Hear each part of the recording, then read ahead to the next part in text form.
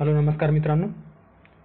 या व्हिडिओत आपण राज्यसेवा पूर्वपरीक्षा त्याचप्रमाणे संयुक्त गट ब पूर्वपरीक्षा 2024च्या अनुषंगाने आपण आपल्या टेलिग्राम चॅनलवर जी काही PYQ बॅच सुरू केलेलं आहे त्यातील आपण एकंदरीत डेली रोजच्या स्वरूपात किंवा डेली आपण त्या ठिकाणी पर डे पर विषय याप्रमाणे आपण 10 प्रश्न टाकतो आहोत आणि चालू घडामोडीचे 15 प्रश्न आपण त्या ठिकाणी जे आयोग ज्या पद्धतीने प्रश्न विचारतो त्या पद्धतीने आपण त्या ठिकाणी पोस्ट करत आहोत. सो एकंदरीतच त्या सर्व प्रश्नांचे विश्लेषण आपण यूट्यूबच्या माध्यमातून तुम्हा सर्वांपर्यंत मोफत अवेलेबल करून देण्याचा एक प्रयत्न करतो आहे. ओके, सो या ठिकाणी आपण डे 15 मधला जे काही पॉलिटी संदर्भात म्हणजे आज जे प्रश्न सकाळी आपल्या चॅनलवर टाकलेले होते त्या संदर्भाने आपण बघूयात. राज्यशास्त्र या विषयांतर्गत तिसरा भाग म्हणजे जवळपास तिसरा सिरीज असणार आहे 10 प्रश्नांचा. सो या ठिकाणी आपण आतापर्यंत राज्यशास्त्र अंतर्गत 30 प्रश्न सविस्तर विश्लेषण जे राज्यसेवा पूर्वपरीक्षेच्या दृष्टीने महत्त्वाचे आहेत ते आपण या ठिकाणी बघितलेलं आहे आणि आज देखील आपण हे बघणार आहोत. ओके, सो कुठलाही वेळ वाया न घालवता आपण थेट आपल्या या लेक्चरला सुरू करूयात. या ठिकाणी आता जे काही राज्यसेवा पूर्वपरीक्षा 2016 मध्ये जो प्रश्न विचारण्यात आलेला होता, भारतीय राज्यघटनेच्या खालीलपैकी कोणत्या तरतुदी 26 नोव्हेंबर 1949 रोजी लागू झाल्या. ओके, सो काही तरतुदी ज्या होत्या त्या 1949 ज्या दिवशी जे काही संविधान आहे त्या संविधान अंमलात आणि अंगीकृत करून त्या संविधानांना स्वीकृती दर्शवण्यात आली.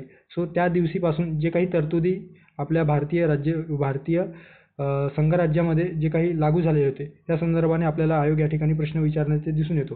ओके, सो कुठले तरतुदी आहेत? नागरिकत्व आहे का, त्यानंतर आहे निवडणुका ज्या काही कलम 324चा जे काही कलम 324 आहे त्याचा त्या ठिकाणी वापर केलेला होता का किंवा अंमलात आलेला होता का, सोबतच तात्पुरती संसद आणि मूलभूत अधिकार. तर कुठले तरतुदी होत्या जे तातडीने म्हणजे ज्या दिवशी आपण संविधान अडॉप्ट केलं त्या दिवशी अंमलात आल्याचे दिसून येतो. ओके, सो डॉक्टर बाबासाहेब आंबेडकरांनी 4 नोव्हेंबर 1948 रोजी राज्यघटनेचा अंतिम मसुदा संविधान सभेत मांडल्याचे दिसून येतो. ओके, यामध्ये वेगवेगळे म्हणजे जे स्टेजेस आहेत एखादा लॉ पास होण्याचा किंवा एखादा कायदा तयार होण्याचा त्या पद्धतीने संविधान देखील त्याच पद्धतीने तयार झाल्याचे आपल्याला दिसून येतो. ओके, 14 नोव्हेंबर 1949 रोजी बाबासाहेबांनी संविधान सभेत ठरवलेले जे काही अंतिम मसुदा आहे ते संमत व्हावे अशा पद्धतीचा प्रस्ताव त्या ठिकाणी मांडल्याचे दिसून येतो आणि हा जो काही मसुद्यावरील जो प्रस्ताव आहे तो 26 नोव्हेंबर 1949 रोजी संमत झाल्याची घोषणा करण्यात आली आणि त्यावर सदस्य आणि राष्ट्रपतींच्या स्वाक्षऱ्या त्या दिवशी झाल्याचे आपल्याला दिसून येतो. ओके, सर्वप्रथम स्वाक्षरी कोणी केलेली होती असा जर प्रश्न आला तर पंडित जवाहरलाल नेहरू यांनी सर्वप्रथम स्वाक्षरी केल्याचे आपल्याला दिसून येतात. ओके, सो विधानसभेच्या 289 सदस्यांपैकी केवळ 284 जे सदस्य आहेत त्यांनी त्या दिवशी प्रत्यक्ष उपस्थित राहून सदस्य केले आणि जे उर्वरित सदस्य होते ते 26 जानेवारी 1950 रोजी ज्या वेळेस आपण संविधान आपल्या भारत देशामध्ये अंमलात आणलं त्या दिवशी ते उरलेले जे सदस्य होते त्यांनी स्वाक्षरी केल्याचे आपल्याला दिसून येतो. ओके, सो 26 नोव्हेंबर 1949 रोजी जे काही तरतुदी तातडीने जे लागू झाल्या त्याच्यामध्ये आपल्या राज्यघटनेत विशेषतः प्रस्तावना, त्यानंतर आहे 395 कलमे आणि 8 अनुसूच्या होत्या. त्यापैकी ज्या काही महत्त्वाच्या तरतुदी होत्या ते 26 नोव्हेंबर 1949 रोजी लागू झाल्याचे घोषणा करण्यात आली, ज्यामध्ये नागरिकत्व, त्यानंतर आहे आपल्या या ठिकाणी निवडणुका, तात्पुरती संसद, तात्पुरत्या व संक्रमणकालीन ज्या काही तरतुदी आहेत ते, त्यानंतर आहे 5, 6, 7, 8, 9, 60, 324, 366 हे कलम, 367, ओके, 380, 388, 391, 92 आणि 93 असे जे वेगवेगळे कलम आहेत या संदर्भाने आपल्याला एक कलम कुठल्या तरतुदी संदर्भाने दिलेले आहे ते आपल्याला माहिती असणे अपेक्षित आहे. ओके, सो तुम्ही एकदा परत जे काही लक्ष्मीकांत वगैरे जे तुम्ही रीड करत असाल किंवा कोळंबे सरांचं जे पुस्तक आहे ते तुम्ही रीड करत असाल तर हे कलम कशाशी संबंधित आहे ते तुम्ही नक्कीच एक क्युरियोसिटी तुमच्यामध्ये याविषयी जाणून घ्यायला निर्माण व्हायला पाहिजे. ओके, सो नागरिकत्व, त्यानंतर आहे निवडणुका, तात्पुरती संसद हे जे काही तरतूद आहे ते ज्या दिवशी आपण ते स्वीकृत आणि अधिनियमित करून अंगीकृत केलेलं होतं त्या दिवशीच लागू झालं. सो या ठिकाणी जे पर्याय दिलेले आहेत नागरिकत्व, निवडणुका, तात्पुरती संसद हे तीनही जे स्टेटमेंट आहेत ते योग्य आहेत. मात्र जो मूलभूत अधिकार आहे तो मूलभूत अधिकाराची जी तरतूद आहे ते 26 जानेवारी 1950 पासून खऱ्या अर्थाने आपल्या देशामध्ये इम्प्लिमेंट व्हायला सुरुवात झाली. ओके, शेवटचे जे अधिवेशन भरले होते ते 24 जानेवारी 1950 रोजी भरल्याचे आपल्याला दिसून येतो. ओके. आणि या दिवशी पहिले राष्ट्रपती म्हणून 24 जानेवारी 1950ला डॉक्टर राजेंद्र प्रसाद यांची नियुक्ती करण्यात आली. याच दिवशी राज्यघटनेवर स्वाक्षरी करून ज्यांनी स्वाक्षरी केलेली नव्हती यांनी म्हणजे जे उरलेले होते 299 पैकी 284 सदस्यांनी स्वाक्षरी केलेली होती आणि जे काही शिल्लक जे सदस्य होते त्यांनी 24 जानेवारी 1950 सॉरी मी आधी तुम्हाला 26 जानेवारी 1950 सांगितलेलं, मात्र या ठिकाणी 24 जानेवारी 1950ला जे उरलेल्या सदस्यांनी स्वाक्षरी केली आणि ती एकंदरीत 26 जानेवारी 1950 रोजी अंमलात आल्याचे दिसून येतो. ओके.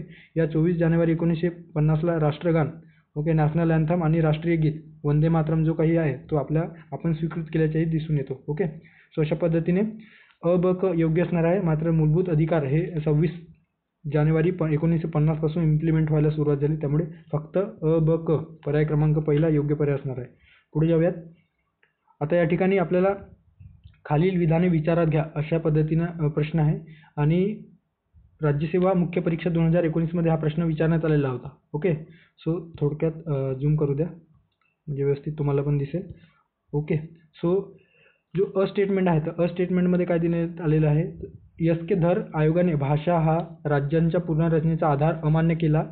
त्यानंतर आहे ब स्टेटमेंटमध्ये JVP समितीने भाषा हा राज्यांच्या पुनर्रचनेचा घटक मान्य केला होता. कुठले स्टेटमेंट बरोबर आहे? ओके. सो सर्वात प्रथम आपण जे काही भाषिक पुनर्रचना संदर्भाने किंवा जेव्हा आपण आपल्या देशामध्ये वेगवेगळे युनियन टेरिटरीज होते, वेगवेगळे संस्थाने होते, 1947 नंतर जे काही नवीन राज्य निर्माण करण्यासाठी वेगवेगळ्या तत्त्वांचा अवलंब त्या ठिकाणी केल्याचे दिसून येतो. काही राज्यांनी भाषेच्या आधारावर राज्य निर्माण करण्यासाठी प्रचंड प्रमाणामध्ये, विशेषतः जे काही दक्षिण भारतातील राज्य आहेत त्यांनी आंदोलन छेडल्याचे आपल्याला दिसून येतो. ओके. सो याच आधारावर काही समिती नेमण्यात आलेली होती की खरंच की बाबा आपण त्या लोकांना तिथे राहते त्या भाषेच्या आधारावर करायचं की त्या एकंदरीत प्रदेशाच्या प्रशासनाच्या दृष्टीने आपण त्या ठिकाणी राज्यांच्या जी काही निर्मिती आहे राज्यांची निर्मिती करायची. सो याच अनुषंगाने पहिली भाषिक आधारावर राज्यांची पुनर्रचना करावी अशा पद्धतीची जी मागणी विविध प्रदेशातून आणि दक्षिण भारतातून होत असल्याचे आपल्याला दिसून आले. ओके. आणि त्यानुसार 1 जून 1948 काय झालं तर भारत सरकारने सर्वप्रथम या भाषिक आधारावर राज्यांची निर्मिती जी मागणी होती त्याची एकंदरीत व्यवहार्यता तपासण्यासाठी एस के धर यांच्या अध्यक्षतेखाली एक भाषिक प्रांत आयोगाची नेमणूक केली गेली. ओके. आणि आयोगाने जो काही आपला अहवाल होता तो डिसेंबर 1948 मध्ये केंद्र सरकारकडे सादर केल्याचे दिसून येतो आणि त्यांनी स्पष्टपणे सांगितलं की भाषिक आधाराऐवजी जी काही प्रशासकीय सोयीनुसार राज्यांची पुनर्रचना करण्याची शिफारस या एस के धर आयोगाने केल्याचे आपल्याला दिसून येतो. ओके. सो भाषिक घटकाऐवजी प्रशासकीय सोयी म्हणजे भाषिक आधारावर जी पुनर्रचना राज्यांची पुनर्रचना करण्यास याने नकार दिलेला होता. कोणी तर एस के धर या आयोगाने. ओके. सो त्यामुळे या ठिकाणी जे पहिलं विधान आहे की अमान्य केलेलं आहे ते योग्य असणार आहे.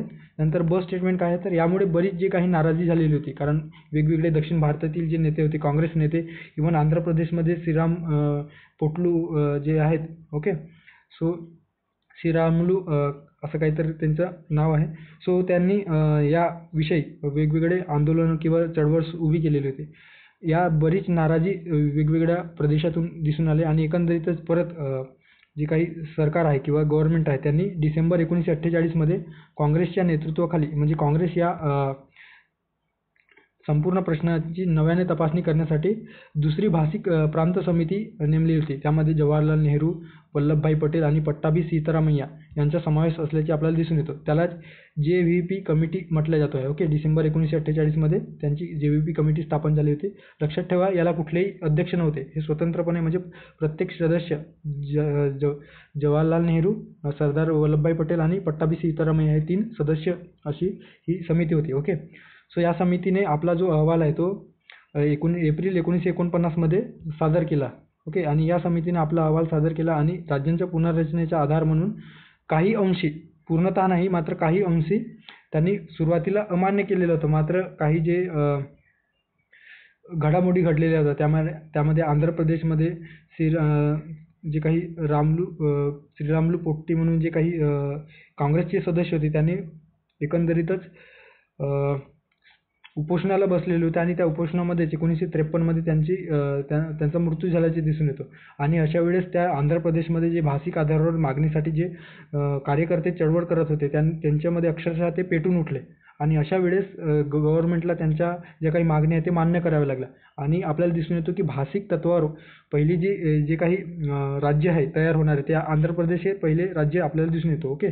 सो अशा पद्धतीने त्यांनी शेवटी ॲट द एंड त्यांनी भाषेला औपचारिक मान्यता दिली आणि त्या आधारावर मग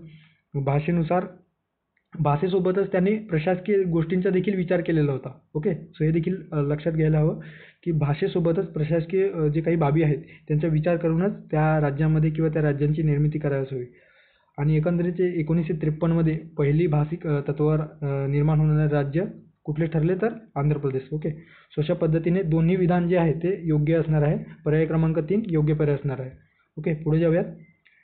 त्यानंतर या ठिकाणी भारतीय राज्यघटनेच्या अनुच्छेद 32 अंतर्गत खालीलपैकी कोणत्या प्रकारच्या आदेशाची तरतूद सुस्पष्टपणे केलेली नाही अशा पद्धतीचा प्रश्न या ठिकाणी कंबाईन ग्रुप सी पूर्व परीक्षा 2019 मध्ये विचारण्यात आलेला आहे. आलटून पालटून हे मेन्समध्ये आधी विचारलेलं आहे, त्याच्यानंतर प्रिलिम्समध्ये देखील विचारलेलं आहे. त्यानंतर राज्यसेवा असेल किंवा आपण जेव्हा PYQ करत असतो तेव्हा PYQ करण्याचा जो फायदा असतो तो हेच असतो, एखादा प्रश्न त्याच्यामध्ये थोडाफार बदल करून तेच रिपीट केला जातो आहे. ओके. जर तुम्हाला अक्षरशः हे जे काही प्रश्न पाठ असतील किंवा तुम्हाला माहिती असेल तर तुम्ही व्यवस्थित कुठल्याही टप्प्यामध्ये या प्रश्नांचा किंवा तुम्ही जर सिलेबसवर कमांड असेल आणि प्रश्नपत्रिका हाताळण्यामध्ये तरबेज असाल तर तुम्हाला कुठल्याही प्रकारच्या अडचण तुमच्या या स्टेजेसमध्ये होणार नाही. ओके. त्याच अनुषंगाने म्हणून आपण ही बॅच लॉन्च केलेली आहे आणि हे जे काही उपक्रम राबवतो आहोत हे त्यामागचेच एक फलित आहे. ओके. सो या ठिकाणी 32 अंतर्गत कुठल्या जे काही घटनात्मक उपाययोजना आहे, जे आपल्या मूलभूत हक्क संरक्षणासाठी जी राज्यघटनेने घटनात्मक उपाययोजनेचा जो काही हक्क आपल्याला अनुच्छेद 32 अंतर्गत म्हणजे कलम 32 अंतर्गत देण्यात आलेला आहे, त्यामध्ये कुठल्या तरतुदींचा समावेश होत नाही अशा पद्धतीचा जो काही स्टेटमेंट आहे तो या ठिकाणी दिलेला आहे. निषेधाज्ञा, प्रतिषेध, अधिकार पृच्छा की उत्प्रेक्षण. ओके. सो तत्पूर्वी आपण थोडक्यात इन्फॉर्मेशन ब्रीफमध्ये बघूयात. कलम 32 मध्ये जे काही पीडित नागरिक आहेत. ओके. सो जे काही पीडित नागरिकांच्या मूलभूत हक्कांच्या अंमलबजावणीसाठी उपाययोजनांचा अधिकार देण्यात आल्याचे आपल्याला दिसून येतो. दुसऱ्या शब्दात काय तर मूलभूत हक्कांचे संरक्षण करण्याचा अधिकार हा स्वतःच एक प्रकारचा मूलभूत अधिकार दिसून येतो. म्हणजे कलम 32 अंतर्गत जे काही तरतुदी केलेल्या आहे तो एक प्रकारचा मूलभूत अधिकार आहे. ओके. मूलभूत अधिकारांसाठी संरक्षणात्मक अधिकार या कलमाअंतर्गत देण्यात आलेला आहे. संसद कुठल्याही पद्धतीच्या घटना दुरुस्ती करून हे जे काही अनुच्छेद 32 आहे ते हिरावून घेऊ शकत नाही.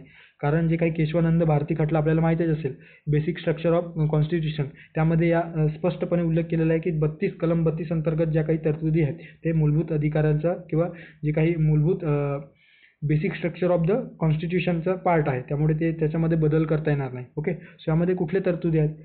सो डॉक्टर बाबासाहेब आंबेडकरांनी कलम 32 अंतर्गत ज्या काही हे जे काही महत्त्वाचे कलम आहे त्या संदर्भाने एक विधान केलेलं होतं की जे कलम 32 आहे ज्याद्वारे आपल्या जे मूलभूत अधिकार आहेत त्यांचे संरक्षण होते. सो राज्यघटनेचा आत्मा आणि हृदय असल्याचे त्यांनी स्पष्ट केलेले होते. ओके. कलम 32 हे राज्यघटनेचा आत्मा आणि हृदय अशा पद्धतीचे जे काही विधान आहे त्यांनी केल्याचे आपल्याला दिसून येतो. सर्वोच्च न्यायालय कलम 32 अन्वये तर उच्च न्यायालय कलम 226 अंतर्गत बंदी प्रत्यक्षीकरण, परमादेश, प्रतिषेध, उत्प्रेक्षण आणि अधिकार पृच्छा अशा पद्धतीने विविध पिटिशन किंवा रिट्सच्या माध्यमातून वेगवेगळे मूलभूत अधिकार संबंधाने एखादा नागरिक सर्वोच्च किंवा उच्च न्यायालयामध्ये जाऊन आपल्या मूलभूत अधिकाराच्या हननाविषयी त्या ठिकाणी दाद मागू शकतो. ओके. सो मंडामस, त्यानंतर आहे हेबियस कार्पस ज्याला बंदी प्रात्यक्षिकरण म्हटलं जातो. त्यानंतर को वॉरंटो म्हणजे अधिकार पृच्छा, प्रोहिबिशन म्हणजे प्रतिबंध किंवा प्रतिषेध आणि सर्सरी म्हणजे उत्प्रेक्षण. ओके. सो याविषयी आपल्याला माहिती असणे अपेक्षित आहे. ओके. सो हेबियस कार्पस म्हणजे बंदी प्रात्यक्षिकरण. बंदी प्रात्यक्षिकरण म्हणजेच काय तर थोडक्यात हे आपण थोडा डिटेलमध्ये बघूयात जेणेकरून परत आपल्याला रीड करण्याची आवश्यकता म्हणजे व्हायला नको. सो हेबियस कार्पस ज्याला बंदी प्रात्यक्षिकरण म्हटलं जातो मराठीत, याचा जो लिटरली मिनिंग आहे तो टू हॅव विथ बॉडी म्हणजे सदेह उपस्थित राहणे. म्हणजे समजा एखाद्या ऑथॉरिटीने एखाद्या पर्सनला डिटेन केलेलं असेल किंवा अटक केलेली असेल तर त्या व्यक्तीला का अटक केली किंवा अटक केलेली असेल तर त्याला 24 तासाच्या आतमध्ये न्यायालयात हजर केलेला आहे का, अशा संदर्भात जर न्यायालयात 24 तासाच्या आत हजर केलेला नसेल तर अशा वेळेस तो व्यक्ती हेबियस कॉर्पसच्या माध्यमातून त्या अटक केल्याचे कारण देऊन स्वतःची सुटका करू शकतो किंवा त्या बेकायदेशीर जर अटक त्यावर झालेली असेल तर कोर्टाद्वारे किंवा न्यायालयाद्वारे त्या संबंधित ऑथॉरिटीवर कारवाई देखील होऊ शकतो. ओके. सो हे दोन्ही बाबतीत पब्लिक ऑथॉरिटी आणि प्रायव्हेट इंडिव्हिज्युअल बाबतीतही लागू केल्या जाऊ शकतो. ओके. त्यानंतर आहे मंडामस. मंडामस म्हणजे वी कमांड. वी कमांड म्हणजे काय, तर ज्या पद्धतीने एखादा पब्लिक ऑथॉरिटी आहे तर पब्लिक ऑफिशियलला एखादी जर त्याने आपल्या जे काही कार्य आहे ते व्यवस्थित बजावत नसेल, सो अशा वेळेस जर आणि त्या व्यवस्थित कार्य न बजावत असल्यामुळे एखाद्या व्यक्तीचा मूलभूत अधिकारांचं हनन होत असेल, सो या वेळेस जे काही हायकोर्ट किंवा सुप्रीम कोर्ट आहे तर अशा वेळेस त्या पब्लिक ऑथॉरिटीला किंवा तो पब्लिक ऑथॉरिटी राहू शकतो किंवा कॉर्पोरेशन राहू शकतो किंवा लोअर कोर्ट राहू शकतो किंवा ट्रायब्युनल राहू शकतो. अशा वेळेस त्या मंडामस म्हणजे जे काही आपण या ठिकाणी बघितलेलं आहे परमादेश. ओके. परमादेश ज्याला मराठीत संबोधला जातो मंडामस. सो ते आदेश देऊ शकतो. ओके. आणि त्यांना जे काही त्याचे कर्तव्य दिलेलं आहे ते पार पाडण्यास भाग पाडू शकतो. ओके. त्यानंतर आहे प्रोहिबिशन. आता प्रोहिबिशन म्हणजे टू फॉरबिड म्हणजे जे काही टू फॉरबिड म्हणजे प्रतिबंध करणे. का प्रतिबंध करणे, तर एखादा इशू जर हायर कोर्टच्या अधिकार क्षेत्रामध्ये येत असेल, ओके, आणि ते जर किंवा तो एखादा कायदा असेल किंवा एखादा एखादा जो लॉ असेल तो फक्त उच्च जे हायकोर्ट किंवा सुप्रीम कोर्टामध्ये येत असेल आणि त्याविषयीची जी काही अधिक जे खटले दुय्यम न्यायालयामध्ये चालवली जात असेल किंवा जे काही क्वासी ज्युडिशियल ऑथॉरिटी आहे त्यामध्ये चालवली जात असेल, तर अशा वेळेस त्या दुय्यम न्यायालयांना प्रतिबंध करून ते जे काही खटले आहेत ते समोरच्या म्हणजे उच्च न्यायालयाकडे किंवा सर्वोच्च न्यायालयाकडे वर्ग केले जाण्यासाठी हे जे काही प्रतिषेध आहे किंवा प्रोहिबिशन जो काही रिट्स आहे तो दाखल केला जाऊ शकतो. ओके. त्यानंतर आहे उत्प्रेक्षण. आता उत्प्रेक्षण म्हणजे काय, तर सर्च्युररी. सर्च्युररी म्हणजे टू बी सर्टिफाईड असा याचा अर्थ होतो, जे विशेषतः एखादा जो काही ऑथॉरिटी असेल, ज्युडिशियल ऑथॉरिटी असतील आणि विशेषतः फक्त ज्युडिशियल ऑथॉरिटी संदर्भात किंवा क्वासी ज्युडिशियल ऑथॉरिटी संदर्भात हे सर्च्युररी किंवा उत्प्रेक्षण हा जो काही रिट्स आहे त्याचा वापर केला जाऊ शकतो. यामध्ये ॲडमिनिस्ट्रेटिव्ह म्हणजे प्रशासकीय जे काही ऑथॉरिटी आहे त्याचा समावेश होत नाही. सो एखादा जो ज्युडिशियल ऑथॉरिटी असेल ते आपल्या जे काही अधिकार क्षेत्र त्याने म्हणजे संसदेने किंवा जे काही कायद्याने त्यांना मिळालेलं आहे त्याच्या पलीकडे जाऊन एखादा खटला स्वतःहून भरत असेल, तर अशा वेळेस उच्च न्यायालय किंवा सर्वोच्च न्यायालय त्याला खारिज करून किंवा त्याला बरखास्त करून तो जे काही खटला असेल तो आपल्याकडे वर्ग केला जाऊ शकतो. ओके. याच्यामध्ये जेव्हा प्रोहिबिशन आणि सर्च्युररी याच्यामध्ये जेव्हा आपण बघतो आहोत, तर प्रोहिबिशन ऑलरेडी खटला सुरू आहे आणि अशा वेळेस त्या खटल्याची जे अधिक राज्यघटनेच्या दृष्टीने अर्थ लावायचे झालं तर तो जो काही खटला त्यामध्ये दुय्यम न्यायालयात चालवला जात आहे तो वरिष्ठ न्यायालयाकडे वर्ग करणे हे प्रोहिबिशनच्या माध्यमातून. आणि सर्च्युररी म्हणजे एखादा दुय्यम न्यायालय आहे आणि आपल्या अधिकार क्षेत्राबाहेर जाऊन तो एखादा खटला चालवत असेल तर अशा वेळेस त्या खटल्याला प्रतिबंध करण्याची किंवा ते खटला तुमच्या न्यायालयात चालवण्यायोग्य आहेत का अशा पद्धतीने तुम्ही सर्टिफाईड करा. अशा पद्धतीचे सर्वोच्च न्यायालय किंवा उच्च न्यायालयाद्वारे त्या दुय्यम न्यायालयावर किंवा जे काही क्वासी ज्युडिशियल ऑथॉरिटी आहे त्याच्यावर जो काही दावा आहे तो केला जाऊ शकतो. ओके. सो हे सर्व मूलभूत अधिकारांसंदर्भात आपल्याला दिसून येतो. त्यानंतर को वॉरंटो म्हणजे अधिकारपृच्छा. ओके.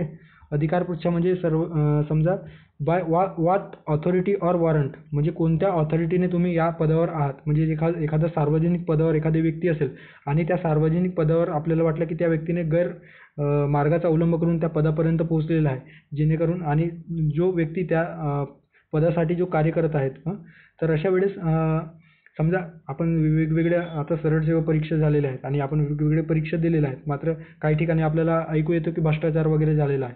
सो अशा व्यक्तीने जर एखाद्या व्यक्तीने भ्रष्टाचार करून एखाद्या वरिष्ठ पदापर्यंत पोहोचलेला असेल आणि जो व्यक्ती त्या पदासाठी अहोरात्र मेहनत घेत असेल आणि त्याने त्या पदापर्यंत गाठण्यासाठी वेगवेगळे प्रयत्न केलेले असेल, मात्र त्या व्यक्तीच्या कारणास्तव तो त्या पदापर्यंत गेलेला नसेल, अशा वेळेस जो सफर झालेला व्यक्ती आहे तो त्या व्यक्तीविरुद्ध न्यायालयात या को वॉरंटोच्या माध्यमातून तुम्ही कुठल्या अधिकार पदावर आहात त्यासाठी किंवा अधिकारपृच्छा कुठल्या प्रोसेस या पदापर्यंत येण्यासाठी फॉलो केलेल्या आहे अशा पद्धतीची जी काही खटले आहेत किंवा जो काही खटला आहे तो या सर्वोच्च न्यायालयाकडे किंवा उच्च न्यायालयाकडे भरला जातो आणि त्यानुसार त्या संबंधित व्यक्तीवर कारवाई होते. जर त्या कारवाईमध्ये किंवा ज्या खटल्यामध्ये जर तो निर्दोष सुटला तर त्याला त्या पदावर कायम ठेवला जातो, अन्यथा त्याच्यावर कारवाई करून त्याला मग जेलमध्ये देखील पाठवलं जाऊ शकतं. ओके.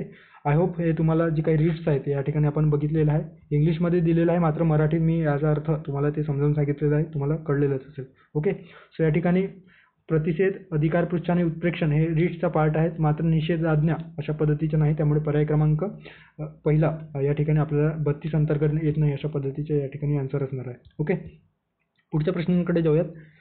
आता राज्य धोरणाचे जे काही मार्गदर्शक तत्वे आहेत त्या संदर्भाने जोड्या लावा स्वरूपात आपल्याला प्रश्न विचारण्यात आलेला आहे. सो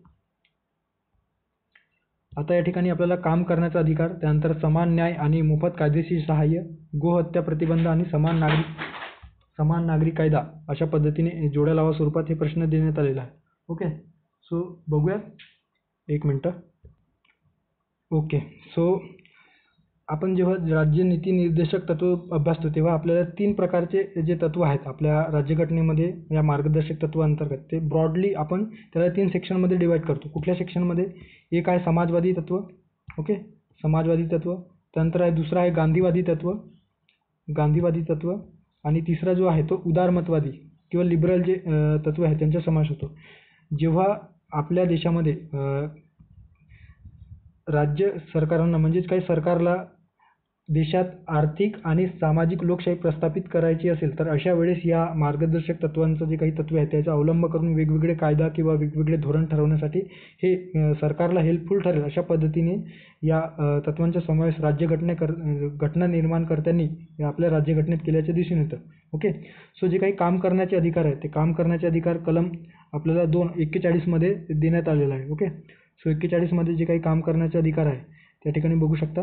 बेरोजगारी असेल, वृद्धापकाळ असेल, आजारपण असेल आणि अपंगत्वाच्या बाबतीत काम असेल, शिक्षण आणि सार्वजनिक मदतीचा अधिकार सुरक्षित करणे हे कलम 41 अंतर्गत देण्यात आलेले आहे. त्यामुळे काम करण्याचा अधिकार आपल्याला कलम 41 मध्ये दिसून येतो. त्यानंतर आहे समान आणि मोफत कायदेविषयक सहाय्य. समान आणि मोफत कायदेविषयक सहाय्य आपल्याला 39 ओके, समान न्यायाला प्रोत्साहन देणे आणि गरिबांना मोफत कायदेशीर सहाय्य देणे अशा पद्धतीची जी काही तरतूद आहे ते आपल्याला या 39 मध्ये या कलमामध्ये समाविष्ट झाल्याचे दिसून येतो. ओके, सो 39 ब ला 4 नंबरचा पर्याय, ब ला 2 नंबरचा पर्याय, ब ला 4 नंबरचा म्हणजे पर्याय क्रमांक 4 योग्य असणार आहे. पुढे बघूयात गोहत्या प्रतिबंध. आता गोहत्या प्रतिबंध आपल्याला माहीतच आहे, हे गांधीवादी तत्व आहेत. या कलम 48 मध्ये देण्यात आलेलं आहे. गायी असेल, वासरे असेल किंवा इतर जे दुधाळ किंवा दुधाळजन्य प्राणी आहेत किंवा जे जनावर आहेत त्यांच्या कत्तलीवर बंदी घालणे आणि त्यांच्या जे काही ब्रीड आहे त्यांच्या ब्रीडमध्ये ब्रीड विकसित करणे अशा पद्धतीची जी तरतूद आहे ती आपल्याला कलम 48 मध्ये देण्यात आलेली आहे. त्यामुळे कलम 48 क ला 1 नंबरचा पर्याय असणार आहे. आणि त्यानंतर आहे समान नागरी संहिता. सर्वांनाच माहीत आहे समान नागरी संहिता आर्टिकल किंवा कलम 44 अंतर्गत देण्यात आलेला आहे. ओके, सो या ठिकाणी काही ॲडिशनल माहिती दिलेली आहे, तर तुम्ही रीड करू शकता किंवा आपण याविषयी जे DPSP आहे, तुम्ही जर आपल्या चॅनलच्या प्लेलिस्टमध्ये जाल तर जे काही महत्त्वपूर्ण टॉपिक राज्यसेवा पूर्वपरीक्षा आणि कंबाईन पूर्वपरीक्षेच्या दृष्टीने काही जे महत्त्वाचे टॉपिक आपण तिथे डिस्कस केलेले आहेत त्यामध्ये DPSP हे जे टॉपिक आहे ते आपण सविस्तर त्या ठिकाणी डिस्कस केलेलं आहे. ओके, सो तुम्ही ते जाऊन बघा म्हणजे तुमच्या जर या मार्गदर्शक तत्वासंदर्भात प्रश्न आला तर ते चुकणार नाही. ओके, पुढे जाऊयात पुढच्या प्रश्नांकडे. सो आता घटनादुरुस्ती संदर्भाने हा एक प्रश्न आपण ॲड केलेला आहे, कारण आपण राज्यसेवा पूर्व परीक्षेत बघतो आहोत की घटनादुरुस्तीवर फ्रिक्वेंटली दरवर्षी किमान एक प्रश्न तरी आपल्याला विचारताना दिसून येतो. ओके, सो खालीलपैकी कोणत्या अनुसूचीचा समावेश पहिल्या भारतीय राज्यघटनेत पहिली घटनादुरुस्ती करण्यात आली अशा पद्धतीचा प्रश्न राज्यसेवा मुख्य परीक्षा 2018 मध्ये आपल्याला विचारण्यात आलेला होता. ओके, 8वी अनुसूची, 9वी अनुसूची, 10वी अनुसूची की यापैकी नाही. ओके, सो पहिली जी काही घटनादुरुस्ती करण्यात आलेली होती कधी करण्यात आली होती तर जून 1951 मध्ये पहिली घटनादुरुस्ती करण्यात आली होती. त्यावेळेस जे पंतप्रधान होते ते पंतप्रधान कोण होते तर पंडित जवाहरलाल नेहरू. आणि या पहिल्या घटनादुरुस्तीचा मसुदा कोणी तयार केलेला होता तर डॉक्टर बाबासाहेब आंबेडकरांनी तयार केलेला होता. कायमच लक्षात ठेवायचं. ओके, पहिल्या घटनादुरुस्तीचा मसुदा, कारण पहिली घटनादुरुस्ती खूप महत्त्वाची आहे कारण यामध्ये वेगवेगळे जे बदलाव आहेत ते लूपहॉल्स जे संविधानामध्ये तयार झालेले होते किंवा वेगवेगळे जे क्लिंचेस निर्माण होत होते तर त्यांना दूर करण्यासाठी या ठिकाणी पहिली घटनादुरुस्ती करण्यात आलेली होती. ओके, सो डॉक्टर बाबासाहेब आंबेडकरांनी पहिली घटनादुरुस्तीचा मसुदा तयार केल्याचे आपल्याला दिसून येतो. ओके, सो या पहिल्या घटनादुरुस्तीची जी काही सविस्तर जे काही वैशिष्ट्य आहे ते आपण बघणार आहोत. सर्वोच्च न्यायालयाने दिलेल्या निकालामुळे जो काही सर्वात आधी एक जो खटला झालेला होता ओके. सो पहिला जो केस ए के गोपालन वर्सेस स्टेट ऑफ मद्रास या खटल्यामध्ये मूलभूत अधिकारांसंदर्भाने किंवा जे वेगवेगळे त्यानंतर लँड रिफॉर्म संदर्भात वेगवेगळे खटले आहेत ते त्या वेगवेगळी जी काही मागणी त्या आपल्या मूलभूत अधिकारांसंदर्भाने त्यावेळेस उपस्थित झालेले होते आणि सर्वोच्च न्यायालयाने जे काही निर्णय दिले होते त्यामध्ये विशेष जी काही जमीन सुधारणा संदर्भात कायद्याच्या अंमलबजावणीच्या मार्गात काही अडचणी निर्माण झाल्या होत्या आणि ते दूर करणे या उद्देशाने ही घटनादुरुस्ती करण्यात आल्याचे दिसून येतो. ओके. म्हणजे जे काही प्रायव्हेट फर्म्स होत्या किंवा स्वातंत्र्यानंतर जे काही जमीनदार लोक होते ते आपले जे काही जमीन आहे ते सोडण्यास तयार नव्हते. अशा वेळेस सरकारला ते जमिनी योग्य शेतकऱ्यांपर्यंत किंवा जमिनीचे व्यवस्थित वाटप होण्यासाठी ते जमिनींचा एक प्रकारे सुधारणा किंवा जमिनी ज्या आहेत त्यांचं जे काही वाटपासंदर्भात जे काही तरतूद आहे ते राज्यघटनेत सुरुवातीला करण्यात आलेले होते. मात्र ते जेव्हा जे मोठमोठे मठाधीश होते त्यांनी जमीन आपल्या अधिपत्याखाली ते केलेले होते आणि एकंदरीतच ते बाहेर करण्यासाठी किंवा त्यांच्यातून ते जमीन बाहेर करण्यासाठी या पहिल्या घटनादुरुस्तीनुसार काही तरतुदी करण्यात आल्याचे आपल्याला दिसून येते. ओके. सो जमीन कायद्यामध्ये सुधारणा करणे हे या पहिल्या घटनादुरुस्तीचे मुख्य उद्देश असल्याचे दिसून येतो. ओके. या दुरुस्तीने संविधानाच्या 19व्या कलमात बदल केल्याचे आपल्याला दिसून येतो आणि भाषण स्वातंत्र्य आणि अभिव्यक्ती स्वातंत्र्य यावर काही नवीन निर्बंध लादण्यात आल्याचे आपल्याला दिसून येतो. घटनादुरुस्तीने संविधानात 31A आणि 31B ही जी काही दोन कलमे आहेत. ओके. 31A 31B काय तर संपत्तीच्या अधिकारांसंदर्भात ही जी काही तरतूद आहे ते केल्याचे आपल्याला दिसून येतो आणि त्याचबरोबर 9वी अनुसूची. ओके. जी आपल्याला प्रश्नात विचारलेला आहे की कुठल्या अनुसूचीचा समावेश पहिल्या घटनादुरुस्तीत करण्यात आलेला आहे. सो ती 9वी अनुसूचीचा समावेश या पहिल्या घटनादुरुस्तीत करण्यात आल्याचे आपल्याला दिसून येतो. ओके. सो पर्याय क्रमांक 2 योग्य पर्याय असणार आहे. जे ॲडिशनल इन्फॉर्मेशन आहे ते तुम्ही नंतर वाचू शकता. पुढे जाऊयात. या ठिकाणी आपल्याला योग्य कथन किंवा कथने ओळखा अशा पद्धतीच्या राज्यसेवा मुख्य परीक्षा 2016 प्रश्न विचारलेले दिसून येतो. याचे जे काही स्टेटमेंट आहेत ते स्टेटमेंट काय सांगतो तर राज्यांमध्ये मंत्र्यांची संख्या मुख्यमंत्र्यांसह 12पेक्षा कमी असू नये. स्टेटमेंट आहे अनुच्छेद 168 नुसार राज्यपाल हा राज्य विधिमंडळाचा भाग आहे का, तर कुठले विधान योग्य आहे किंवा जी कथने आहेत ते योग्य आहेत. ओके. सो 91वी जी काही घटनादुरुस्ती 2003 करण्यात आलेली होती त्यामध्ये जे मंत्रिमंडळाचे जे काही सदस्यत्व आहे ते एक मंत्रिमंडळामध्ये किती सदस्यांना मंत्रिपद किंवा एकूण मंत्रीचा जो काही संख्या आहे ते ठरवण्यासंदर्भात ही 91वी घटनादुरुस्ती 2003 स्पष्ट करण्यात आलेली होती. केंद्रीय मंत्रिमंडळात पंतप्रधानांसह एकूण मंत्र्यांची संख्या ही जी काही लोकसभा सदस्य आहे त्या लोकसभेच्या एकूण सदस्य संख्येच्या 15% जास्त असू नये अशा पद्धतीची जी काही तरतूद आहे ते या 91व्या घटनादुरुस्तीनुसार करण्यात आल्याचे आपल्याला दिसून येतो. ओके. त्यानंतर पक्षांतराच्या कारणास्तव जे काही अपात्र ठरलेल्या कोणत्याही राजकीय पक्षांशी संबंधित संसदेच्या कोणत्याही सभागृहाचा सदस्य मंत्रिपदासाठी अपात्र ठरेल. म्हणजे पक्षांतर बंदीच्या कायद्याने जो सदस्य अपात्र ठरलेला आहे त्याला मंत्रिपद देखील दिल्या जाऊ शकत नाही असा एकंदरीत त्या स्टेटमेंटचा अर्थ होतो. ओके. त्यानंतर आहे एखाद्या राज्याच्या मंत्रिमंडळात मुख्यमंत्र्यासह एखाद्या राज्याच्या मंत्रिमंडळात मुख्यमंत्र्यासह एकूण मंत्र्यांची संख्या त्या राज्यांच्या विधानसभेच्या एकूण सदस्य संख्येच्या 15% जास्त नसावी, परंतु राज्यात मुख्यमंत्र्यासह मंत्र्यांची संख्या 12पेक्षा कमी असू नये अशा पद्धतीची तरतूद देखील या 91व्या घटनादुरुस्तीनुसार करण्यात आलेली आहे. जे पहिल्या स्टेटमेंटमध्ये आपल्याला दिलेलं आहे की राज्यामध्ये मंत्र्यांची संख्या मुख्यमंत्र्यांसह 12पेक्षा कमी असू नये. ओके. नंतर हा स्टेटमेंट अनुच्छेद 168 नुसार राज्यपाल हा राज्य विधिमंडळाचा एक भाग असतो का. ओके. सो 168 जे काही या ठिकाणी 167 संदर्भात देण्यात आलेलं आहे. ओके. सो 168 काय देण्यात आलेलं आहे. सो 168 असं दिलेलं आहे की for every state there shall be a legislature which shall consist of the governor and 2 houses to be known respectively as the legislative council and legislative assembly. Okay. So 168 कलमामध्ये असं दिलेलं आहे की प्रत्येक राज्यांमध्ये एक लेजिस्लेचर म्हणजे एक विधिमंडळ असेल, त्या विधिमंडळाचे 2 सभागृह असतील आणि ते विधिमंडळ 2 सभागृह आणि राज्यपालाने बनलेलं असेल अशा पद्धतीने या ठिकाणी 168 कलमाच्या आर्टिकलमध्ये देण्यात आल्याचे आपल्याला दिसून येतो. ओके. या ठिकाणी 167 संदर्भात दिलेलं आहे ते देखील आपल्याला माहिती असणे अपेक्षित आहे. ओके. राज्यपालास माहिती पुरवणे हे मुख्यमंत्र्याचे कर्तव्य असेल हे 167 अंतर्गत देण्यात आलेलं आहे. मात्र जे काही राज्यपाल हे राज्य विधिमंडळाचा भाग असणार आहेत हे 168 मध्ये दिलेलं आहे. सो ब जे स्टेटमेंट आहे ते देखील योग्य असल्याचे आपल्याला दिसून येतं. ओके. सो काही महत्त्वाचे जे काही कलमे आहेत राज्यपालांसंदर्भात त्या ठिकाणी दिलेले आहे ते तुम्ही नंतर वाचू शकता. ओके. सो यामध्ये करेक्शन करण्यात हे जी काही PDF फाईल आहे ते तुम्हापर्यंत अवेलेबल करून दिली जाईल ज्यांनी तो बॅच जॉईन केलेला आहे तो. ओके. सो या ठिकाणी थोडक्यात मिस्टेक आहे, 167 ऐवजी 168 पाहिजे होतं. पुढे जाऊयात. आता जे काही संसदेचे जेव्हा अधिवेशन भरतो आणि त्यावेळेस मंत्रिमंडळावर किंवा मंत्रिमंडळाच्या एकंदरीतच जे काही कार्य आहे त्यावर नियमन आणि नियंत्रण ठेवण्यासाठी वेगवेगळ्या तंत्रांचा वापर करतो. त्या संदर्भाने आपल्याला आयोग प्रश्न विचारलेला आहे राज्यसेवा पूर्व परीक्षा 2020 मध्ये. ओके. सो खालीलपैकी कोणत्या जोड्या योग्य पद्धतीने जुळत नाही असा एकंदरीत प्रश्न आहे. ओके. या ठिकाणी लक्षवेधी सूचना, तातडीच्या सार्वजनिकदृष्ट्या महत्त्वाच्या बाबींकडे मंत्र्यांचे लक्ष वेधणे. नंतर आहे स्थगन प्रस्ताव. यात सभागृह मुदत जे काही आहे सभागृहाची मुदत वेळ संपण्यापूर्वी स्थगित करणे. त्यानंतर आहे हक्कभंग प्रस्ताव.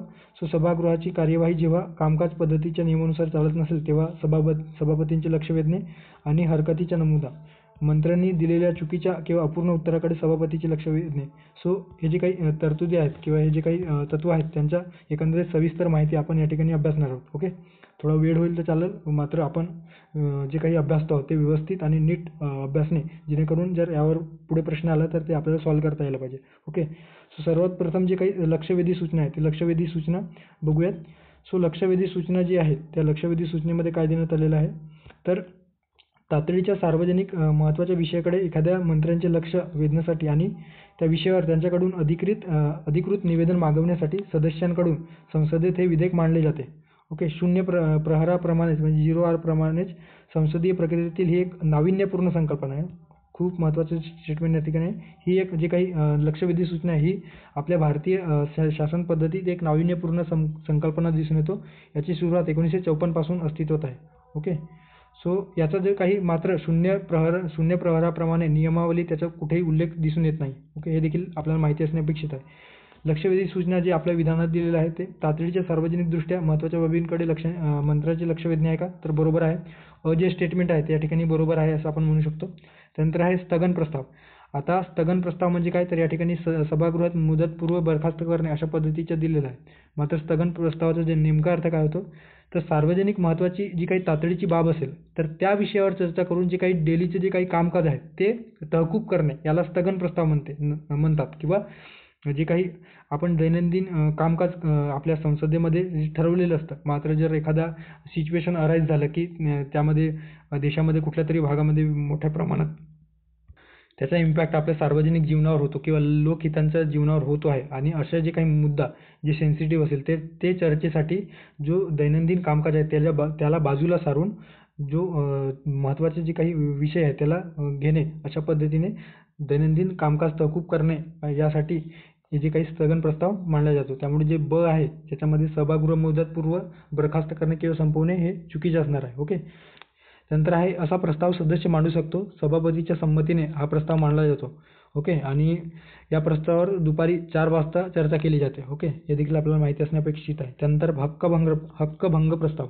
आता हक्कभंग प्रस्ताव म्हणजे काय तर एखाद्या मंत्र्याने संसदीय विशेषाधिकाराचे उल्लंघन केल्याचे दिसून आले किंवा उल्लंघन केल्याचा विषय असेल तर एखाद्या मंत्र्याने एखाद्या प्रकरणाची वस्तुस्थिती रोखून धरली किंवा चुकीची किंवा विकृत वस्तुस्थिती देऊन किंवा त्यातील एका किंवा अधिक सदस्यांच्या विशेषाधिकाराचा भंग केला तर अशा वेळेस या हक्कभंग प्रस्ताव त्याच्यावर त्या मंत्र्यावर लादला जाऊ शकतो किंवा त्या मंत्र्यासंदर्भाने ते हक्कभंग प्रस्ताव मांडला जाऊ शकतो. ओके. संबंधित मंत्र्यांची निंदा करणे हा या हक्कभंग प्रस्तावाचा उद्देश असतो. जे आपल्या प्रश्नात काय दिलेलं आहे तर सभागृहाची कार्यवाही जेव्हा कामकाज नियम पद्धतीनुसार चालत नाही अशा कुठलेही नाही तर हक्कभंगासंदर्भात म्हणजे एखाद्या संसदीय विशेषाधिकारांचे उल्लंघन होत असल्यास मंत्र्याद्वारे संसदीय विशेषाधिकार आहेत त्याचे जर हक्कभंग किंवा उल्लंघन होत असेल तर हक्कभंग प्रस्ताव त्या मंत्र्याविरुद्ध मांडला जाऊ शकतो. ओके. सो हे देखील चुकीचे असणार आहे. त्यानंतर आहे हरकतीचा मुद्दा. आता हरकतीचा मुद्दा म्हणजे काय तर जे काही पुढच्या स्लाईडमध्ये दिलेलं असेल पॉईंट ऑफ ऑर्डर. आता यालाच पॉईंट ऑफ ऑर्डर किंवा हरकतीचा मुद्दा म्हटला जातो आहे. सो या ठिकाणी बघू शकता सभागृहाचे कामकाज हे प्रक्रियेच्या सामान्य नियमांनुसार किंवा नियमांचे पालन करत नसल्यास सदस्य आपला मुद्दा मांडू शकतो. ओके. सभागृहाच्या नियमांचे किंवा सभागृहाच्या कामकाजाचे नियमन करणाऱ्या राज्यघटनेतील अशा कलमांचा अर्थ लावणे किंवा अंमलबजावणी करणे जो काही हा मुद्दा आहे तो मुद्द्याचा महत्त्वपूर्ण जी काही उद्देश आहे तो या हरकतीचा मुद्दा किंवा पॉईंट ऑफ ऑर्डर या संदर्भाने आपल्याला दिसून येतो. ओके. म्हणजे जेव्हा सभागृह किंवा सभागृहातील जे सदस्य असतील ते किंवा जे मंत्रिमंडळ असेल किंवा जे अध्यक्ष किंवा जे सदस्य असतील त्यांनी जर सभागृह नीट चालवत नसेल आणि या ठिकाणी सभागृहाच्या कामकाजानुसार ती प्रक्रिया सुरू नसेल तर अशा वेळेस सभागृहाचे लक्ष वेधण्यासाठी या पॉईंट ऑफ ऑर्डर किंवा हरकतीचा मुद्दा मांडला जातो. ओके. जे या ठिकाणी मंत्र्याने दिलेल्या चुकीच्या अपूर्ण उत्तराकडे सभापतीचे लक्ष वेधणे हे चुकीचे असणार आहे. ओके. सो तीनही जे स्टेटमेंट आहेत ते आपल्याला योग्य पद्धतीने जुळत नसून फक्त अ स्टेटमेंट जुळतो आहे. ओके. सो ब, क आणि ड हे जुळत नाही आहेत. ओके. त्यामुळे ब, क, ड आपला पर्याय असणार. या ठिकाणी थोडे ते ऑप्शन दिलेले नाही, मात्र हे जे 3 स्टेटमेंट आहेत ते चुकीचे असणार आहे. ओके. सो निंदा प्रस्ताव, सेन्सर मोशन यामध्ये काय देण्यात आलेलं आहे तर सेन्सर मोशन मंजूर होण्याची मागची कारणे काय तर लोकसभेत सांगायला हवीत. ओके.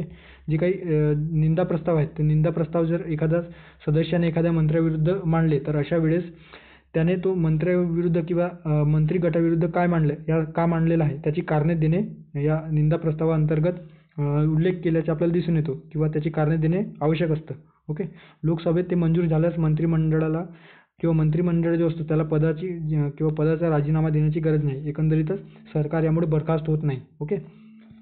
सो कडे जाऊया. ओके. त्यानंतर आहे motion of thanks. Motion of thanks आपल्या सर्वांनाच माहीत असेल. जेव्हा राष्ट्रपतींचं अभिभाषण असतो त्या अभिभाषणानंतर म्हणजे पहिल्या अधिवेशनानंतर आणि प्रत्येक आर्थिक वर्षाचे पहिले अधिवेशन. ओके. सार्वत्रिक निवडणुकीनंतर पहिले अधिवेशन आणि प्रत्येक आर्थिक वर्षाचे पहिल्या अधिवेशनामध्ये राष्ट्रपती आपले जे काही अभिभाषण आहे ते सभागृहात संबोधित करीत असतात. यामध्ये राष्ट्रपती मागील वर्ष आणि त्यानंतर वर्षातील सरकारची जी ध्येय धोरणे किंवा कार्यक्रम आहे त्याची रूपरेषा या माध्यमातून किंवा या अभिभाषणाच्या माध्यमातून ते देत असतात. ओके. सो त्याला धन्यवाद प्रस्ताव मांडला जातो आणि धन्यवाद प्रस्तावावर चर्चा केली जाते आणि ते प्रस्ताव मंजूर संसदेमध्ये संसद सदस्यांच्या मतदानाद्वारे ते पास करणे अपेक्षित असते. ओके. जर ते पास नाही झालं तर त्यावर सरकारवर दोषरहित टीका केली जाते किंवा दोषयुक्त जी काही टीका आहे त्याच्यावर केली जाते आणि एकंदरीतच जर तो पास नाही झाला तर अशा वेळेस ही सरकारची किंवा प्रशासनाची तूट त्या ठिकाणी जाणवू लागतो आणि वेळ प्रसंगी सरकारला ते आपले जे काही सरकार आहे ते बरखास्त देखील करावं लागतं. ओके. नो कॉन्फिडन्स मोशन सर्वांनाच माहीत असेल. कलम 75 नुसार लोकसभेमध्ये मांडला जातो आणि या लोकसभेमध्ये एखाद्या मंत्री गटाविरुद्ध लोकसभेमध्ये जेव्हा मांडला जातो तेव्हा यासाठी 50 सदस्यांची पाठिंब्याची गरज असते. ओके. सो अशा पद्धतीने जे सविस्तर जे वेगवेगळे तंत्र आहे जे लोकसभेमध्ये किंवा राज्यसभेमध्ये विशेषतः संसदेमध्ये अंमलात आणला जातो त्याविषयी आपण या ठिकाणी सविस्तर अभ्यासलेला आहे. ओके. त्यानंतर आहे 8वा जो प्रश्न आहे त्याच्यामध्ये उच्च न्यायालयाचा न्यायाधीश म्हणून नेमणूक करण्याबाबत खालीलपैकी कोणता निकष चुकीचा आहे अशा पद्धतीने प्रश्न विचारण्यात आलेला आहे राज्यसेवा पूर्व परीक्षा 2020 मध्ये. ओके. ती भारताच्या प्रादेशिक क्षेत्रात 10 वर्ष न्यायिक पदावर असली पाहिजे. त्यानंतर आहे त्या व्यक्तीने उच्च न्यायालयात 10 वर्ष वकिली केलेली असली पाहिजे. त्यानंतर आहे राष्ट्रपतींच्या मते ती व्यक्ती अग्रगण्य कायदेपंडित किंवा कायदेतज्ञ असली पाहिजे की वरीलपैकी एकही नाही. ओके. सो जेव्हा आपण उच्च न्यायालयाच्या न्यायाधीशासंदर्भात त्याची पात्रता बघतो तेव्हा आपल्याला दिसून येतं की कलम 217 अंतर्गत उच्च न्यायालयाच्या न्यायाधीश पदाची नियुक्ती आणि काही अटी देण्यात आलेल्या आहे ज्यामध्ये पात्रता देखील संविधानाने स्पष्ट केलेलं आहे. ओके. सो घटनेत त्या पात्रतेसंदर्भात काय दिलेलं आहे तर तो भारताचा नागरिक असावा. म्हणजे एखादी व्यक्ती जर उच्च न्यायालयाच्या न्यायाधीशपदी निवडण्यासाठी पहिली अट आहे की ती व्यक्ती भारतीय नागरिक असावी. त्यानंतर आहे त्या व्यक्तीने भारताच्या प्रदेशात 10 वर्षे न्यायालयीन पदावर कार्य केलेले असावे. ओके. न्यायालयीन पदावर म्हणजे काय तर एखाद्या दुय्यम न्यायालयाचे न्यायाधीश म्हणून काम केलेले असेल किंवा जे काही ट्रिब्युनल्स आहेत त्या ट्रिब्युनल्समध्ये न्यायिक पदावर काम केलेले असेल. सो असे 10 वर्ष त्याने न्यायिक पदावर काम केलेले असावे किंवा ओके ती व्यक्ती 10 वर्षे उच्च न्यायालयाच्या ती व्यक्ती सलग 10 वर्षे उच्च न्यायालयाचा वकील असायला हवी. सो अशा वेळेस त्या व्यक्तीला उच्च न्यायालयाचे न्यायाधीश म्हणून नेमणूक करता येईल. ओके. राज्यघटनेने उच्च न्यायालयाचे न्यायाधीश म्हणून नियुक्तीसाठी कुठलीही किमान वयोमर्यादा ठरवलेली नाही. सर्वोच्च न्यायालयाप्रमाणे या ठिकाणी जेव्हा राष्ट्रपतींच्या मते सर्वोच्च न्यायालयामध्ये काय होतं, तर सर्वोच्च न्यायालयाच्या न्यायाधीश पदासाठी जी पात्रता आहे त्याच्यामध्ये संविधानामध्ये स्पष्ट मेन्शन केलेलं आहे की ती व्यक्ती राष्ट्रपतीच्या मते कायदेपंडित किंवा कायदेतज्ञ असायला हवी. मात्र उच्च न्यायालयाच्या बाबतीत अशा पद्धतीच्या राज्यघटनेत कुठलाच उल्लेख दिसून येत नाही. त्यामुळे पर्याय क्रमांक 3 हा चुकीचा असणार आहे की राष्ट्रपतीच्या मते ती व्यक्ती अग्रगण्य कायदेपंडित असली पाहिजे किंवा कायदेतज्ञ असली पाहिजे. हे केवळ आणि केवळ सर्वोच्च न्यायालयाच्या न्यायाधीशाच्या बाबतीत लागू पडतं. उच्च न्यायालयाच्या न्यायाधीशासंदर्भात हे लागू पडत नाही. ओके, सो पर्याय क्रमांक 3 योग्य असणार आहे. त्यानंतर आहे या ठिकाणी झोनल काउन्सिल, ज्याला विभागीय परिषदा असे संबोधले जातो. सो यामध्ये विभागीय परिषदांसंदर्भात खालीलपैकी योग्य विधाने विचारात घ्या किंवा कोणती विधाने बरोबर नाहीत असा एकंदरीत प्रश्न विचारण्यात आलेला आहे. विभागीय परिषदा हे संविधानात्मक संस्था आहेत. नंतर 1956 मध्ये राज्य पुनर्रचना कायद्यानुसार त्यांची निर्मिती झालेली आहे. क स्टेटमेंट आहे की केंद्रीय गृहमंत्री त्याचे अध्यक्ष असतात आणि सध्या भारतामध्ये 7 विभागीय परिषद आहेत. तर कुठले स्टेटमेंट बरोबर आहे? ओके, सो विभागीय परिषदासंदर्भात या ठिकाणी माहिती दिलेली आहे.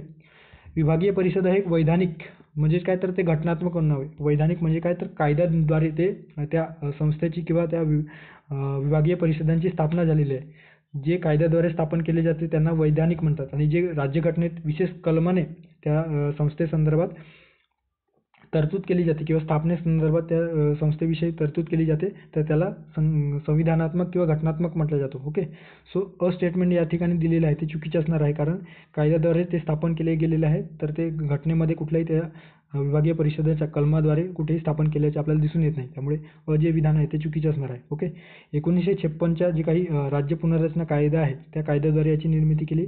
सो ब जे स्टेटमेंट आहे ते योग्य आहे, कारण ब स्टेटमेंटमध्ये दिलेलं आहे की 1956च्या राज्य पुनर्रचना कायद्याद्वारे त्याची निर्मिती झाली. सो हे देखील बरोबर आहे. नंतर क स्टेटमेंट काय आहे, तर केंद्रीय गृहमंत्री याचे अध्यक्ष असतात का? तर हो, केंद्र सरकारचे गृहमंत्री 5 विभागीय परिषदांचे सामायिक अध्यक्ष सामायिक अध्यक्ष म्हणून कार्य करतात आणि प्रत्येक राज्याचे मुख्यमंत्री हे आवर्तनाने म्हणजे काय, तर आडीपाडीने म्हणजे एखादा आज महाराष्ट्राचा मुख्यमंत्री 2023मध्ये अध्यक्ष असेल तर पुढच्या वेळेस मध्य प्रदेशातील मुख्यमंत्री उपाध्यक्ष असेल. अशा पद्धतीने उपाध्यक्षांबद्दल बोलतो मी. गृहमंत्री हे कायमस्वरूपी अध्यक्ष असतात, मात्र उपाध्यक्ष हे मुख्यमंत्री आडीपाडीने बदलत असतात. ओके, त्यालाच आवर्तनाने या ठिकाणी दिलेलं आहे. सो क स्टेटमेंट देखील योग्य असल्याचे दिसून येतो. आणि ड स्टेटमेंट काय आहे, तर सध्या भारतात 7 विभागीय परिषदा आहेत का? तर हे चुकीचं आहे. आपल्या सध्या भारतामध्ये 5 झोनल काउन्सिल दिसून येतो, ज्यामध्ये उत्तर, मध्य, ओके, त्यानंतर आहे पश्चिम आणि पूर्व आणि दक्षिण असे 5 आहेत. ओके, जो 1956च्या कायद्याने 5 झोनल काउन्सिलची निर्मिती केली गेलेली आहे. उत्तर, मध्य, पूर्व, पश्चिम आणि दक्षिण. ओके, प्रत्येक झोनसाठी एक विभागीय परिषदा प्रदान करण्यात आलेली आहे. आणि जे काही ईशान्य नॉर्थ ईस्टर्न स्टेट आहे त्यांच्यासाठी 1971मध्ये ती तरतूद लागू करण्यात आली आणि स्वतंत्रपणे या नॉर्थ ईस्टसाठी विभागीय परिषदांची तरतूद करण्यात आल्याचे दिसून येतो. ओके, सो हे वेगळेच आहे. आणि या जे काही 5 जे झोनल काउन्सिल आहे त्याची जी काही निर्मिती आहे ती 1956च्या कायद्याने करण्यात आल्याचे आपल्याला दिसून येतो. त्यामुळे सध्या 7 आहेत का, तर 6 आहेत. त्यापैकी 5 आधी तयार झालेल्या आहे आणि जो काही 6वा आहे नॉर्थ ईस्टर्न साईड ते नंतर 1971च्या कायद्याने तयार करण्यात आले. त्यामुळे ड जे स्टेटमेंट आहे ते चुकीचं आहे. ओके, सो आपल्याला चुकीचं विचारलेलं तर बरोबर नाही. सो अ आणि ड या ठिकाणी चुकीचं आहे, तर ब क हे बरोबर असणार आहे. पर्याय क्रमांक 2 योग्य पर्याय असणार आहे. ओके, पुढे जाऊयात. शेवटचा प्रश्न, खाली योग्य विधाने विचारात घ्या. महाराष्ट्र राज्य जे काही घटनात्मक आयोग आहे किंवा जे काही घटनात्मक संस्था आहे त्या संदर्भाने प्रश्न विचारतो. त्या अनुषंगाने आपण या ठिकाणी एक प्रश्न घेतलेला आहे. एकंदरीतच येणारा जो काळ आहे किंवा सध्या आपण निवडणुकीच्या वर्ष असल्या कारणाने निवडणूक आयोगावर जास्त फोकस करण्याची शक्यता कदाचित आयोग करू शकतो. त्या अनुषंगाने आपण या ठिकाणी प्रश्न घेतलेला आहे.